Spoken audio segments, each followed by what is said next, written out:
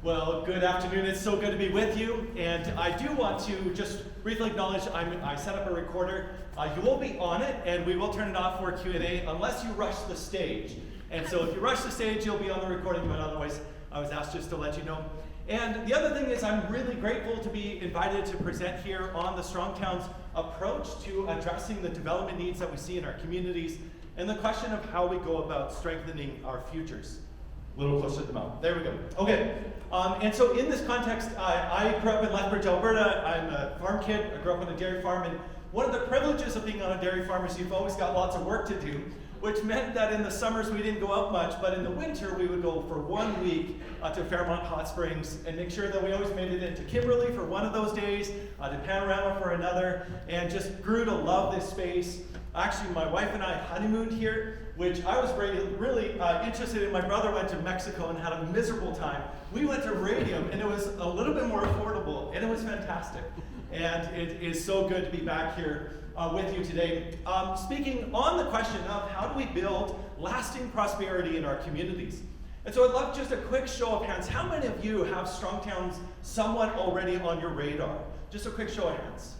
All right, so we got some, and then others that this will be more of an introduction to some of the ideas and the currency that we recommend all of our communities to be trading in as we address not just the present day needs, but those longer term obligations that we are going to see. Likened it to the way in which many of our communities have run up significant bills, much like if I went to a local restaurant, ate a very lavish meal, paid for part of it, and then said, hey, when my son comes back in 20 years with his spouse, he'll pay the bill, and he'll cover more of it. And oh, by the way, he'll also be responsible for his own food, for the things that are going on in his space. And so in this context, one of the things that we want to talk about, once my machine works, there we go, is just to briefly introduce what Strong Towns is all about. Strong Towns says we are faced with a fact that our development pattern is making our places weak and fragile. And so as a member-supported organization, we have over 6,000 members now, 500 of them in Canada, as well as like council members that have grabbed copies of the Strong Towns book and given it to other council members. In this context, there's a growing web of ideas that really are captured in those 5 words. We seek to change the situation that we are in, and to do so, as we'll talk this afternoon, in ways that are consistent with much of the wisdom of our ancestors. Those who knew how to make really careful use of scarce resources in order to build communities that could endure. And so this is a key part of what we're doing. And one of the ways that we like to introduce this question that you would have as a council member or as a city staff member or as a resident is, what kind of a game are we in when we commit to the work of establishing strong communities? And think of a finite game is something like the NHL hockey playoffs that are going on right now. In the playoffs, you know that unless things go crazy and you have to play for 6 extra periods, most of the time you're going to play for 3 periods. And so if you're a coach, you're throwing on your players at full intensity from that first shift, you're using resources. You actually don't really want to bring other people onto the bench because that's going to disrupt the chemistry. You want to work with the ones that you have and then just win that game, exhaust yourself, and then basically you stop, you go reset, and you lace up the next time that you want to play again. In the case of the Flames, my team, that's going to be a while, unfortunately. But in this context, when we think of what an infinite game is, the rules are very different, and the way that we use resources is also very different. I grew up always, one of my life goals is to curl in the Invermere Bonspiel on the lake because of the fact that you see some of these curling matches. And I want to think of this in the context of an infinite game. A curling match, when it's done for charity, when they say this will be an endurance sport, maybe they'll play for 3 days in a row. We've seen hockey matches that are like this, and curling and others. In those settings, you're not going to sweep as vociferously as you would if it was just a competitive and regular set. You also would be most grateful if Jim shows up and Sally comes over because you're adding resources, you're helping us to be sustained through this time that we're going through. And in this context, the strategy needed to endure is decidedly different, which means that if you expend your energy, if you expend your resources too rapidly, very quickly you realize you've made a big mistake. And I would submit that many of the challenges that we've talked about in this room, that I've had beers with people chatting about the challenges that they face in their communities, is that the suburban development pattern, a pattern of development that really shifted the way that we build communities ever since the end of the Second World War in particular, has exhausted a ton of our resources. And many of these players are crippled or hung over, not hungover, that depends on how well the tournament's going, but they're struggling. They're struggling because of the perception that taxes keep having to go up in order to meet basic needs as inflation bites into it. And yet, the level of quality service provided to our residents, we're struggling to make that work. Infrastructure that's failing, waiting for the province, waiting for the feds to step in to try to help us with these things, simply because we lack the resources at the local level to cover these costs. And so our core message as an organization, but really as a movement of people trying to bring about these changes, is that we have committed ourselves to a means of securing prosperity for all, but it has unwittingly trapped us in a system that is incapable of building lasting prosperity. And we'll touch on some of the specifics of this in a moment. But I want to highlight the idea of the traditional development pattern and set it up in a contrast with the suburban development pattern, which we have taken many of those assumptions, even if you don't live in a suburb, we have taken many of those assumptions and smuggled them into our small communities, our large cities as well. Greenwood County in Arizona. You've never heard of it because it's tiny and not many people live there, have in their building codes and their zoning bylaws the requirements for parking if they have towers over 20 stories. That's what we mean when we say that we've smuggled in patterns of development that have no place within our existing context. And so in the traditional development pattern, you would see assemblies of increasingly independent neighborhoods. Not as I saw in Santa Clarita, where they built 3,000 homes and provided no retail, provided no commercial spaces at all, provided no opportunity even for someone to turn their main floor into an office to welcome people as a physician, none of that. And their core means of access was by means of a highway to the rest of the services that they need. That is very different from what our ancestors did, and it's very different from what we need to be reconciling ourselves to in these spaces. This is my home community of Ladner in Delta, British Columbia. You can see the way in which so many independent users of this space were clustered together, were brought together in an economically productive way that allowed for various types of failures to occur without a significant risk to the rest of the operation. I also admire this boardwalk. I'm like, man, what I would give for a boardwalk these days. We get just a fraction of that in Delta at this point. I'm like, how have we shifted our landscape in such a way? But I digress. The traditional development pattern you can see then are found in documents, the early plats that were established, the laying out of parcels of land in this thin and narrow pattern in order to be able to bring about this really increased intensity of uses. And we'll touch on the financial components of why that really matters. But the challenge is many of our communities looked at this, especially in the 1960s and the 1970s, and they said that's blight, that's old school, we don't need that. And basically everybody should get on board with the pattern of development that says this would be better if it was larger. This would be better if it was under single ownership. If you go to Ladner, there are 3 sites in the village where they broke the grid, and they're terrible and all need to be replaced. And they're struggling to replace them because they built it all at once into a finished state rather than through a process that involves many hands and many participants in what's going on. And so what you see in the traditional development pattern, again, an ongoing adaptation to local pressure, accepting incremental change rather than once in a lifetime change, accepting that change is just a constant that's happening, and ensuring greater financial opportunity through proximity. So then in this context, what happened? There's a much longer talk that I'd love to give at a future opportunity, but in this context, we have traded complexity and adaptability for growth and stability. And if you ask a lot of people, a lot of city leaders, are you running on a platform of growth and stability? They say, not stability, predictability, determined outcomes. You would say, yeah, that's exactly what we want. But in order to do that, we needed to have policies and subsidies and a flurry of post-war construction to make that possible. What we call a simplified method of building out cities, or the suburban development pattern. Take a look at these 2 cities. One of them is built out in a complex way, in an evolving or organic way, and the other is just simply complicated. And a complicated system is still challenging. A complicated system still requires skill, but it's a key part of measuring your inputs and then measuring the types of outputs that you're going to get. And in many of the cases, we see a turning away from the chaoticness or some of the messiness of the more complex development pattern. And yet, crucially, we're seeing the failure of so many of our complicated systems because once they begin to run down, they break in ways that complex systems evolve and adapt. Think of a cornfield where if all of a sudden the input conditions aren't quite right, it begins to suffer significant decline. It is not good at the one thing it's meant to do, which is produce corn.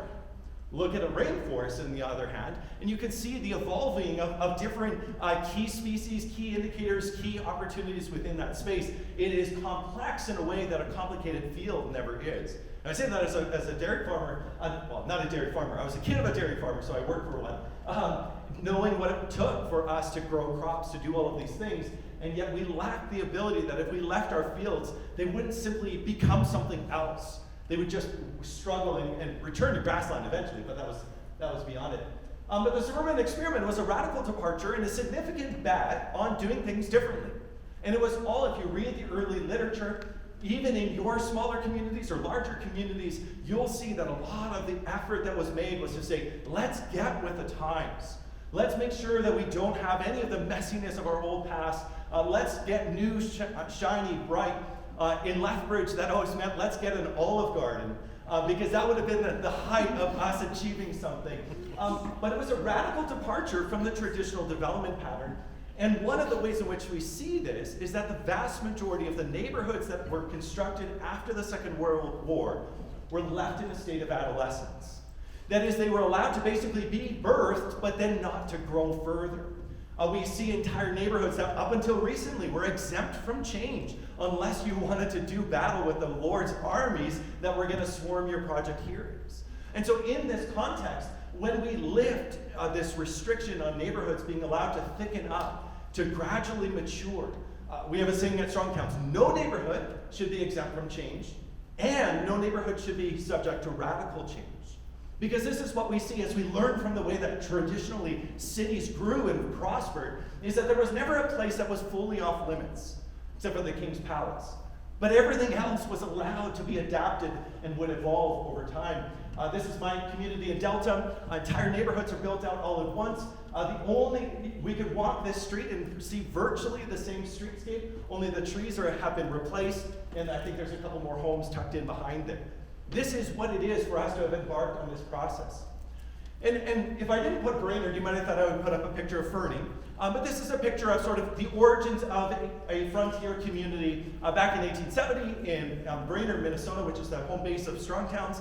Our team is all over, but this is where our founder lives. So this is 1870. This is we're going to take a small bet on making something happen with our scarce resources. So we're going to build with wood. We're going to do very simple structures. This guy probably goes out of business because of his gambling debts. It means that there's somebody else that is able to move in and make an opportunity of it. And a whole bunch of cities like this, or towns or settlements, failed. But the ones that didn't fail were the ones that were able to harness those scarce resources and benefit from being in close proximity to each other to create a nucleus for a new place. We sometimes look at the map especially this region, and say, why did they ever put a town there? Why did they ever decide that they wanted to build a small community next to a river or next to a mine? You did it because that's where the opportunities were. And over time, the ones that would succeed, the ones that could attract talent, the ones that allowed for more investment, would see this thickening up, this maturing. Notice, this is only 24 years later, and you're seeing a significant change of the entire space. Not like the image that I showed you in Delta of a neighborhood built in the 1960s that still hasn't changed all that much. By 1930, a very robust city. And again, if you've never heard of Brainerd, that's part of the purpose of illustrating this. It's common in city after city after city. It's not New York or Chicago or Vancouver or Toronto. This is just two-bit town in Minnesota that had this because of a pattern of development that made this possible. But this is what it looks like today. This is what we have done by raising so many of these communities, by allowing the intrusion of the standard of the automobile and the geometric requirements of the automobile to loom large. To basically say, well, this is great, but it'd be great if we could knock down 4 of those buildings for parking. This is pretty good, but it'd be better if we could widen that street so we could get more lanes through so people could pass through. In this context, what you also see is a significant amount of public investment into what it takes for this street to just be, and yet the very corresponding, remarkably low level of private investment that is supporting it. Remember, depending on your political stances, the fraction of how much of your private wealth you are willing to commit to the public realm may vary, but what we all recognize is that in order for there to be money in the common purse, there has to be at least a sufficient amount of private wealth on hand in order to be able to cover those costs. And that's what we mean when we talk about building a commonwealth out of private wealth. It doesn't work the other way. You can't simply, as the Soviet Union tried to do, take the Commonwealth and simply ignore the responsibilities of private wealth to endure and to be able to supplement all of the needs that we see in our communities. But if you even take a look, just not that long before, you see dirt streets. In Delta, they had wooden boardwalks. They're starting to do some improvements to the public realm. But this is what so many of our places look like, fully built out infrastructure, even though there's so little around it. These are better light posts, they're better streets, the curbs are probably better poured, and yet we're servicing large areas of our communities with very little corresponding tax base to support it. And so in this context, I want to bring up the idea of a value per acre analysis of our communities. Actually, on Thursday, there was a discussion of this by I believe the Director of Public Works for Cranbrook. If you'd missed his talk, definitely follow up with him. I heard a great job. I missed it myself. But in this context, one of the things that we are challenged by is that a lot of times people say, hey, we have a large car dealership on the outskirts of the community, but every year, man, they roll in with a big bag of cash, and it's awesome. We should get more car dealerships. So Red Deer has done this, Lethbridge has a whole dealership row. We have all of these spaces where we're like, hey, they bring in a lot of dollars, or the big box stores or things like this. But we ask the question, well, how much for the resources that go into those spaces, how much are you getting in return? And what we will always encourage places to do is do so in a fair way by analyzing it on a per acre basis. Assess the performance of properties in your community on a per acre basis. That is, make them equal in that way. And we already do this with cars. We can say, hey, you could get a large slip tank, stick that on the Ford F-150, and you'd probably be able to drive further than this tiny little whatever that car is. But would you have been more efficient? Would your resources have gotten you the same output as you could get with the Corolla or the Prius or the Assetto or whatever other vehicles you have? And we recognize at some points we just need more power. We just need a more consumptive pattern in order for us to get either the thrill that we want or the performance that we need. But in these spaces, when we compare cars this way, one of the things that we see is that the use of scarce resources is something we should really take into consideration. So this is Kimberly. This is right on Spokane Street, the wonderful work that they've done there with the pedestrian wall and continue to improve those spaces. This is a 0.08 acre site, valued at $813,000, which works out to $10.2 million per acre. This is fairly high performing for Kimberly. But notice it's a tiny little building. People can scrape together $813,000, which means there's a lot of different entrants that are potentially able to benefit from this. Notice the proximity, the co-location. I love how many different parcels are actually listed there. It's just the many different diverse things that are happening in these spaces. And these are these little hotbeds of economic activity in your community. But let's compare. This is just, this is the same street, but just showing you it's the second building that's there. And again, kudos to the folks that are developing this. But then if we go just down the street, we begin to see the shift in development pattern. It's a 0.33 acre site, but in this context, you can see that they've consolidated what used to be 4 lots, turned it into 1. Remember, in the development pattern story, that's progress. That is getting rid of all of the messiness of having 4 owners and replacing it with 1 BC liquor store. And so in this context, the question is, well, we're starting to see a decline in the productivity of the space, even though this is a newer building than the one that we just built. As in, it had a better chance to be better in our community, but we seem to be missing something with it. Or let's take the Save-On. 2 acres over here, its actual value is $7.3 million, which means that only Jimmy Pattison is able to buy it. But in that context, its actual performance is only $3.65 million per acre, such that if you were to develop in the style of your downtown here in Kimberley, and this applies to all of your communities, we've done these numbers all over the place, if you were to use land in an effectively efficient way, you would have significantly more wealth captured in that space. And this is what we mean when we say that this vision of the walk up, don't be too far away from the collection of carts and make your way into the store, that vision of getting all of your needs met in a super center, that vision is actually unwittingly trapping us in a pattern of development that is making us more weak and fragile. When we ask the question, not just morally, should you shop at a big box store, or ethically, or aesthetically, do I like what they sell, or things like that, I often say, whatever they're selling in that much smaller space, in Chilliwack, for example, there was a little organic grocer right across the street from the Ministry of Social Services, lots of visible homelessness right in the vicinity. They were paying 14 times as much property tax as the superstore, which is right on the highway frontage with 600 feet of street frontage that the city was maintaining and keeping up. And I said, it's no wonder your rutabaga costs more at the organic grocer. That's going to happen. And so when we make a moral argument to be for small business, we actually need to pair that with this question of the economic performance of our smaller businesses, our smaller, more impactful land use decisions. And when we do that, we really begin to reorient the discussions that are taking place in our spaces. This is, the Sullivan, and here's on a 0.49 acre site. It actually comes in at one of the lowest of the ones that I surveyed. I didn't do the gas stations. And I'll say also, I never do the residences because then I get run out of town. But if you do the residences, you're going to see the same thing. We've got articles on the Strong Towns website about mansion blight in North Carolina. Large, leafy estates that don't even come close to paying their way, even though the residents of those spaces think that they are the ones that have made this place great. But you can see why this site underperforms is because it's an inefficient land use pattern.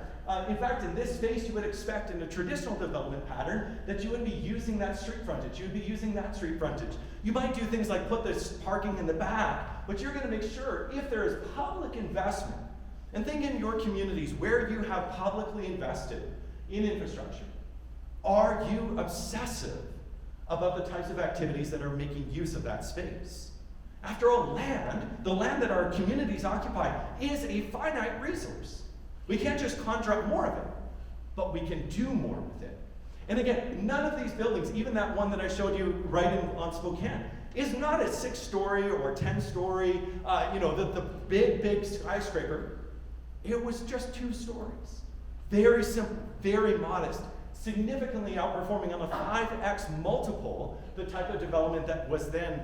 This could be a Burger King, that could be a Dairy Queen, that could be A&W, it could be a law office. There's so many of our things that we've seen smuggled into the way that with minimum setbacks, for example. A lot of the stuff on Spokane Street couldn't have been built if it had been burned down for a significant period of its history.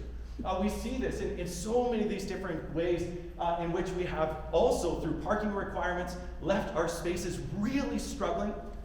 If you are challenged by parking, we have a ton of resources on this question. I would love to continue that conversation with you. One of the things we always insist, there's always going to be a market requirement for parking. But it does not mean that your municipality needs to be the one setting your own set of requirements that are going to compete with and often be at odds with the market requirement for parking. And you are vulnerable to the risk that you have created a bad situation in your community if you got your parking numbers wrong. Whereas if it's the landlord, the property owner, if they get their numbers wrong, they can't sell units in Nelson, as I heard of one project where they don't have enough parking and people aren't interested. That's fine. That's their risk. That's their problem. And the consequence in the community is you begin to develop and thicken up places. I joked, and maybe this will get me run out of town, that after hearing conversation from the folks in Cranbrook, I said, I want to get a t-shirt made, which is Cranbrook, I came here for the parking. We know that that's not the case, right? But I've driven through enough to recognize that this is one of those defining features, and once you see it, you can't unsee it. So apologies to the folks in Cranbrook. You're doing the Lord's work. I know that you're working at it. But we see this. We've worked with folks in Cochrane, Alberta. They worked with Urban 3, who do this type of economic analysis. They actually said, hey, our new downtown, we've developed it in a slightly different pattern. It's a lot more compact than a lot of the surrounding horizontal expansion that you see in Cochrane. But they had this nagging sense, we've been approving a lot of this type of stuff, but is it actually helping our community more than what we used to do? And so let's talk about what they used to do. The more efficient land use pattern is actually just this. Again, this is Cochrane.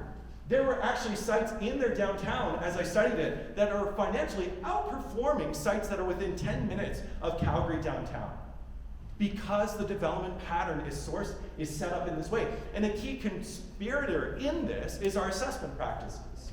So our assessors are required or expected to simply say, if land is set aside for the movement or storage of vehicles, it's not productive, so we don't count much for it. It doesn't, and in fact, one of the things that we do is we say, we'll basically charge you a land price, which BC, because of our land price, is going screwy. That's actually helped us to have a little bit more parity.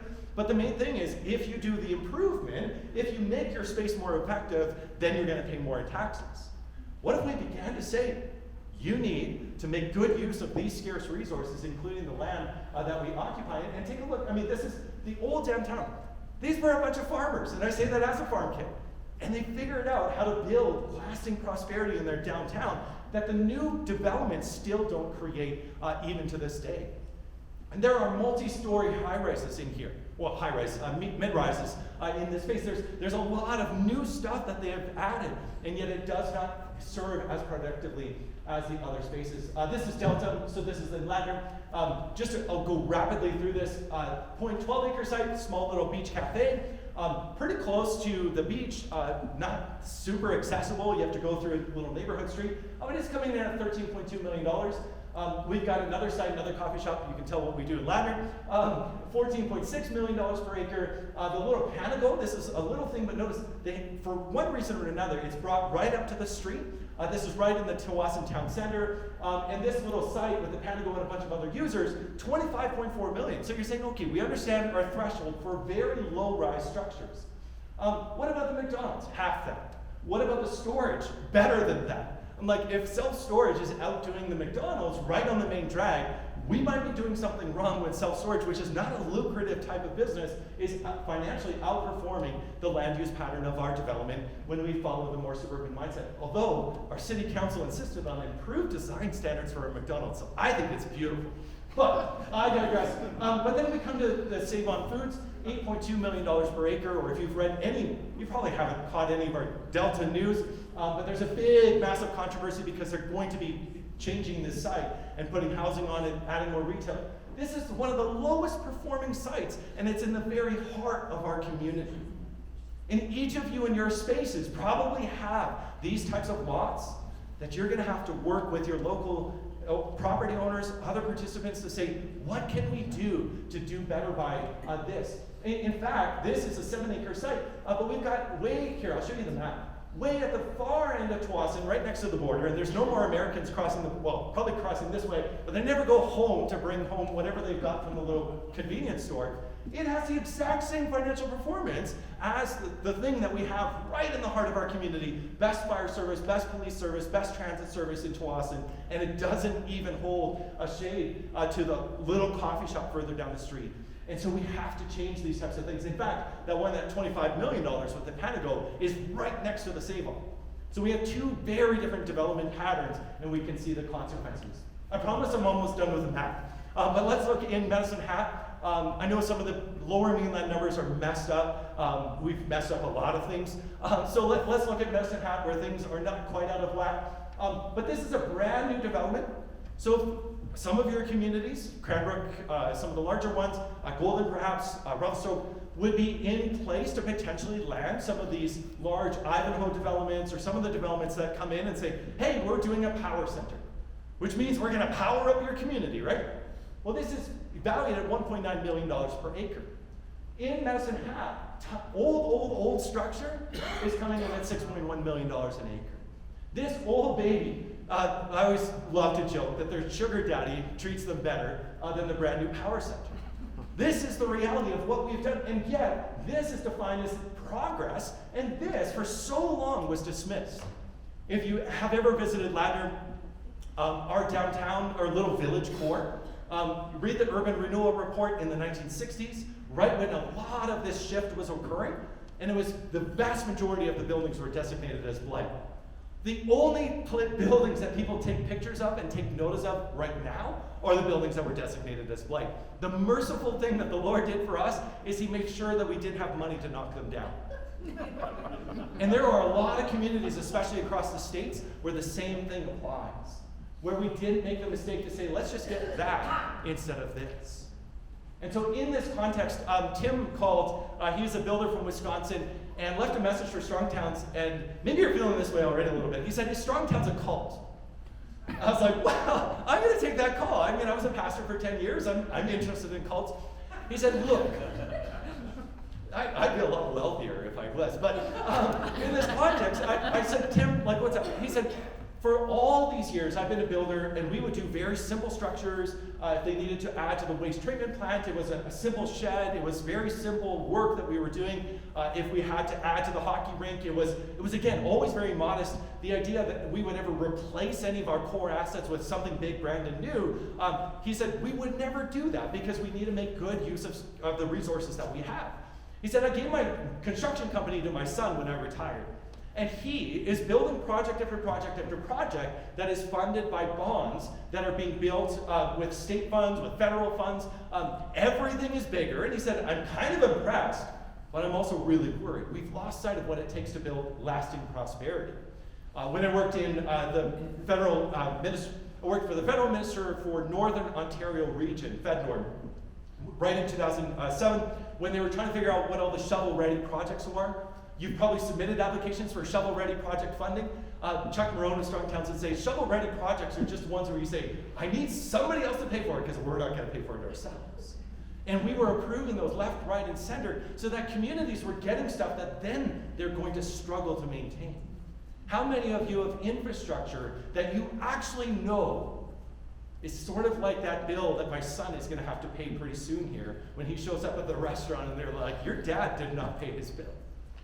There is this problem that we can up front have this immediate surge of we got new things or we finally resolved an immediate problem, but what is the longer term consequence? Again, a Delta example, but your community can do the same analysis. How much private wealth do you have in your community? BC Assessment gives you those numbers. You can total it up. How much private wealth is captured in our space based on the land that we are currently using to generate and store that wealth? In Delta, the cost was for every $3 in private assets, there is $1 of public asset that requires a fraction of that private wealth in order to keep it up. That's not sustainable, folks. And we need to change that. A better ratio is at least $20 of private wealth in order to be able to cover at least a minimum of $1. And this is the need that we have in our spaces, especially, this is a little bit like on the farm, we would have acreage owners. And they would be thrilled because they could finally buy in the countryside.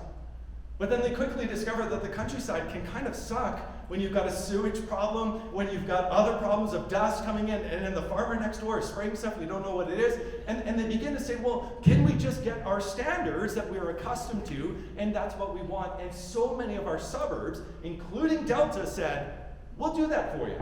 We'll improve our standards. We're going to pave every road. I was chatting with the folks, Helena, Montana, is their state capital. And in Helena, they have a ton of dirt roads or gravel roads. But there's a smaller city in Montana, Havre, I think I'm pronouncing it right, and their claim to fame is that all of their roads are paved. But their council member who's calling me in a panic said, we can't afford to repair any of it, and so now we're known as Pothole Town. But at least we're not Helena with dirt roads. But are we?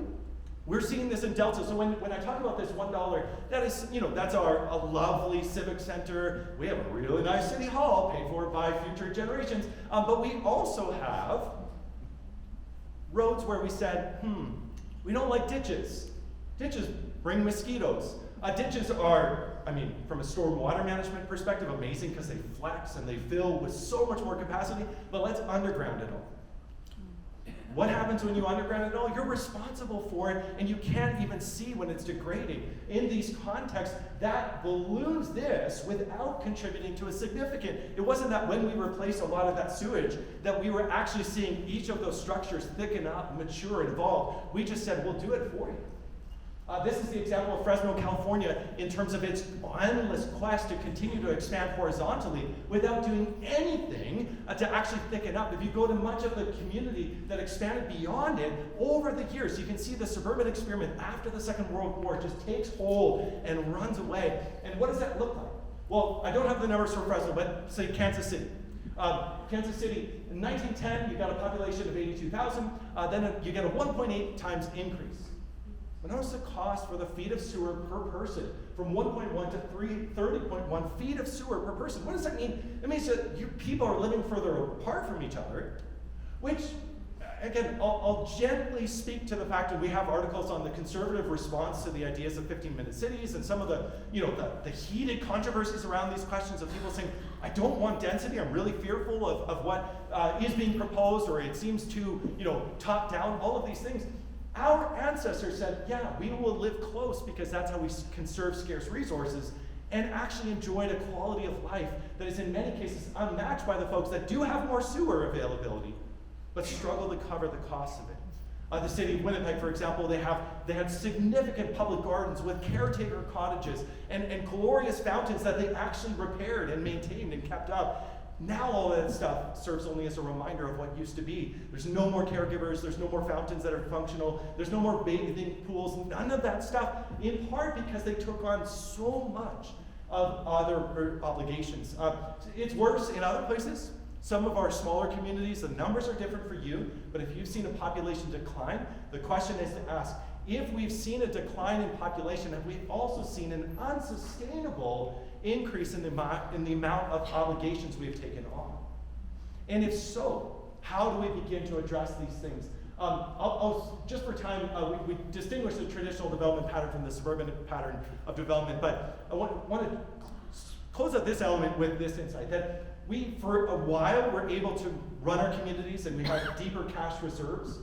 Then increasingly many places, and I'll tell you this, it's worse in the States, but Canada's not, we're not out of the woods either. Then began to see more effort to just say, well, we'll borrow for it. We're taking from future generations. My son's going to pay the bill the next time he shows up at the restaurant. But now we're seeing more and more places struggling with a functional insolvency. So it may not be a paper insolvency where they actually come out and say, as a number of more cities have had to do, we are unable to meet any of our future obligations. But we are starting to see it in the crumbling insolvency that we see in many of our spaces. The curling rinks that simply have to be closed. The pools, I heard again of another pool saying, great asset, hasn't been kept up since the 70s, we have to let that thing close.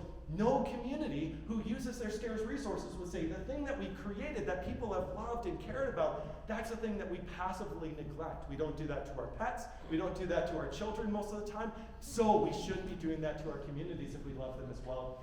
And so out of this, again, just that emphasis on in your communities, you can actually do that mapping work to say, where do we have areas, pockets of great opportunity?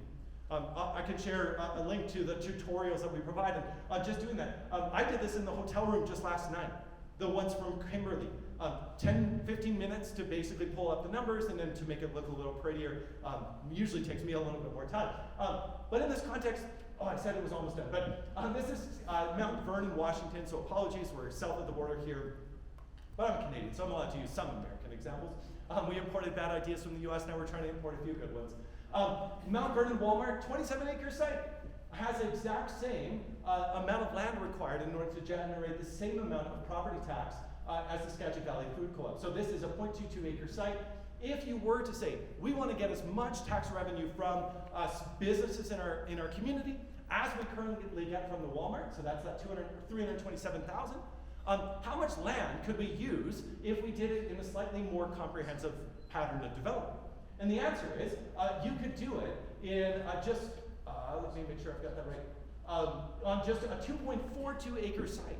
And then you would have all the rest left over for further opportunity. This is the challenge, that we lose so much tax because we allow the squandering of land within our communities. This is Winnipeg, again, big city example, but this is a new transit-oriented development. It's mixed use. It's the seasons of Tuxedo. It has a bus line going out to it. But this is what they used to build. This is traditional development. This is the Exchange District. And you can see this, and this is the hub of the community where wealth is stored and radiates out. And if you care about Winnipeg, or if you want to just dive into this a little bit more, my brother-in-law, so full disclosure, wrote a book that's coming out in May called You'll Pay for This. It's a great title. If you want to dive into the numbers more in your community, it's excellent. And he also has a blog, if you want to just check that out, called Dear Winnipeg, a fun blog. There is such a thing about infrastructure and municipal finance. But one of the challenges that we have is that we've gotten good at paying for things in the front. Up front, we managed to figure it out. The developer says, I'll cover all the costs, and then I'm just going to pass over the pipes and the roads to you as a city. And the community's like, woohoo, we got more roads, we got more pipes.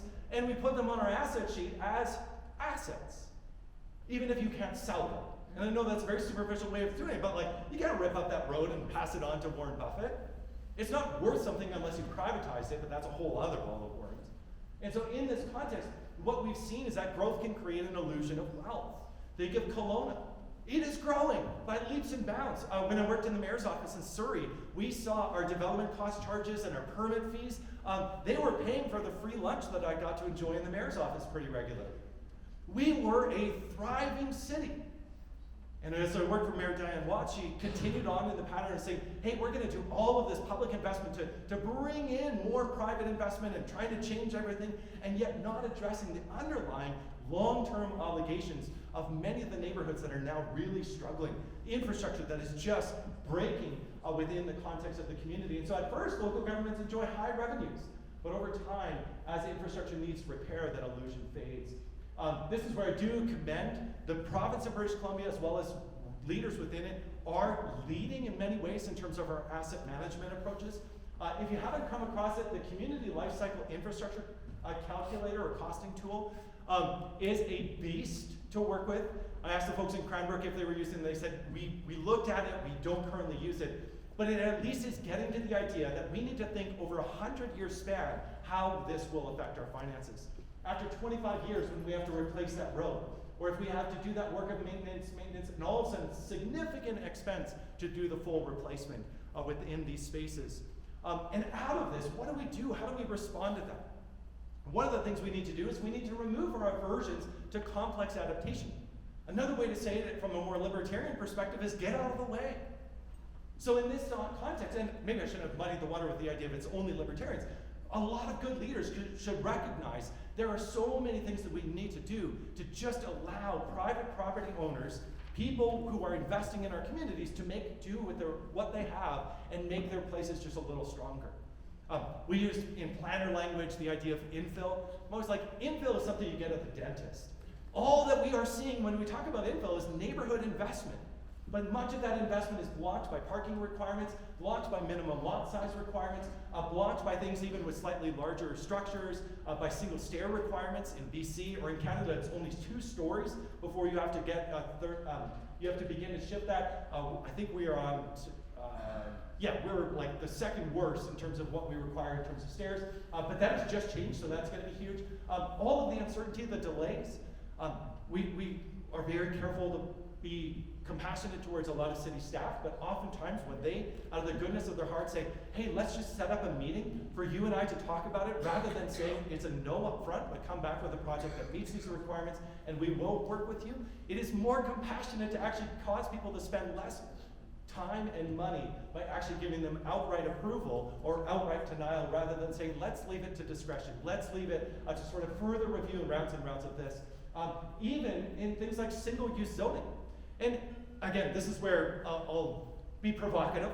A lot of what we call mixed-use zoning is just segregated stacked zoning. It's still insisting that that second floor cannot become a dance studio or a doctor's office or a pharmacy. In this context, when we talk about, I'm trying to popularize the idea of like fluid zoning, that it is what you need it to be. And meet the building code, so don't have staircases that fall, cause people to plummet to their death. And if you're running, a noxious factory, you have to meet environmental requirements. But so many things like this. This is back in the old day, they would build right up to that lot line. They would just do it, and you work with it. And then you would say over time, we see this in a lot of our communities, where people say, I want to get a business started, but rents are just too high. And yet, as we saw, there was a Filipino market. I'll share this story briefly. Filipino market in Vancouver near Joyce Station. There was a Catholic church nearby, immigrant settlement communities for the Filipino community. And this little grocer was a core part of the community. But then their building that they were in was up for redevelopment because it's next to a SkyTrain. And as a result, they began looking for suitable sites right in the neighborhood. There was nothing. Why? Everything else was this ring of residential. But back in the day, you'll get tired of me saying this, back in the day they would simply say, your house, what if we took over the main floor?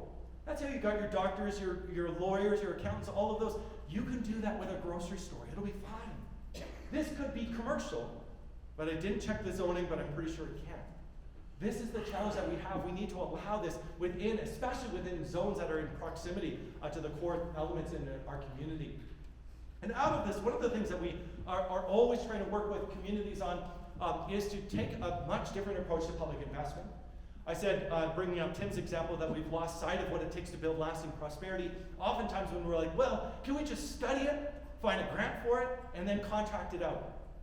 Well, I would say, no, first, work with your community. Humbly observe where your community struggles. Oftentimes that's on foot. And then identify what is the next smallest thing that we could do right now to address that struggle, and then go and do that thing. And so I'll share another story. In Brainerd, Minnesota, the local library had a little space that could have been turned into a plaza. And so the community leaders in the council got a grant for $60,000, and they asked for a design. They got a design that cost them all $60,000, and it was for $160,000 sort of like modern, new age, sort of like weird thing with materials that probably don't even exist yet. And they're like, what? We just spent all that money, it's out the door. And the librarian said that there's a couple of spaces, things we could do. She sanded, in the middle of the night, she actually did this, sanded down the tables that were still there. And then they had a plant sale. And during the plant sale, they said, hey, everybody we'll host it at the library.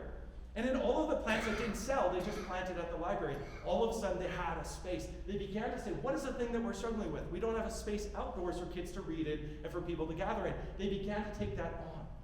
And we can sometimes say, that's just small ball stuff. That doesn't matter. But I'll tell you, we are seeing groups emerge, and they're like, we pick up one win, we get another. We get another. We begin to change the environment, the mood, the optimism within our spaces. And yes, we have big problems. We've got a lot of things that we can do to address the smaller problems in our spaces. This is a story about a loophole that allowed a resident in our community to be able to build an accessory dwelling unit, a backyard cottage. But I'll go on just with a couple of very practical things that touch on the whole value per acre. How do you unleash and unlock more of the public realm in order to generate more productivity in our spaces? This is Idaho Springs, another mountain community. And they said, hey, what if we take all of the parallel roads in our downtown, we're going to open them up to pedestrians, we're going to open them up to shops, and all of the perpendicular ones we're going to maintain as automobile access. The consequence of this is they used materials that they had on hand. At first, the business owners were like, so we're allowed to put stuff on the street? And they're like, yep, go for it. And they began to just put stuff there. And also from a pedestrian safety perspective, as families would go through, all of a sudden you're navigating a smaller, more confined space, and yet cars could pass through that area. But all the while, all of a sudden you're creating this great zone, and it began to spread that prosperity into more spaces within the community. And crucially, they didn't try to do this all at once. They allowed the spaces to mature. They said, let's have private investment lead much of this in order to see what will emerge as we do this. This is what part of the mentality here in Kimberley. Identifying what are the spaces that are on stage, and then what are the spaces that are off stage. This is a great downtown development strategy. is to work with all of your local businesses and say, we are always, every day, putting on a performance for any visitor and even any resident that comes into our space. And so when they are greeted by your staff, that's part of them carrying out their role, which means that all of these details matter. Improving this little walkway so you can access parking at the back, not just by making it a blank facade that looks like a tunnel that you don't know where it's going to go to, they just liven it up a bit. Halfway through, if you get a chance to walk it, there's a little poster board. There's bits of whimsy, there's bits of community, and that's what makes spaces lovable. Meanwhile, say there are other areas that we're not going to invest in. Our off-stage sites, that's where we put the dirty stuff. That's where we put the loud stuff. But we really focus our experience on so many of these things. This is a quick example in Fargo, North Dakota. There were two streets. You can see the image back in the day, 1931. This is what they became. This is a consequence of two very different development patterns. In the first case, they said, hey, the city traffic engineer said, we can't do that. They began to really push curb bump outs. They did a whole bunch of these different activities in order to make this possible. And so they said, we need our space to be more like a gathering place. Your downtowns to serve as a living room, an outdoor living room for your community. In contrast here, no one in the community had said, we vote for this. No one in the community said, you know, that's exactly what we should do with that street that used to be the way that it was, and now we prefer this. It just happens through benign neglect and through a commitment to a pattern that says we need things to be orderly and let's follow the manual, including the placement of BC hydro poles right in the way where, and yet, I'll highlight this, this is Ladner, so I'm not dumping on that, but I am a little grumpy. We just ripped up all the storm sewer, and this is the new street. And we didn't take a moment to observe where people struggle, to just do something, even a little bump out. You could do a little, and we have big signs that tell people to slow down on the street. We couldn't have just narrowed it, changed it in some way. We can't move the pole. We could have paved a little access. We could have done those small things. We could have brought in simple things that actually sequester stormwater, create spaces for seating, and just generally improve our community. Calgary is doing this with just simple structures that change the dynamics of intersections in order to make people feel more welcome and more safe. We have a meme that we share out. Both are 30-kilometer-hour zones. Only one of them is designed to be. And we actually can see this here in Montreal, where they just said, hey, this is the current conditions. But if we do simple things like this, there's still parking, there's still access. We've actually just created the conditions. I'm at 52 minutes, so I'll say something, but just to be a little provocative, that's instinctively, as you drive in a vehicle, you can't help but care more about scratches in your mirrors than minors. It's not that you're a bad person and you don't like children. You have a high value on children.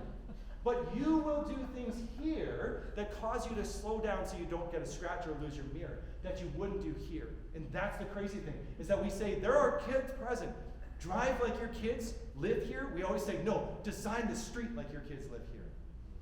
As council members, take that back to your city staff. Bring these types of very simple interventions. You can do it with planters. You can go to the hardware store, buy a couple of things, and make that happen. Yeah, I love this one.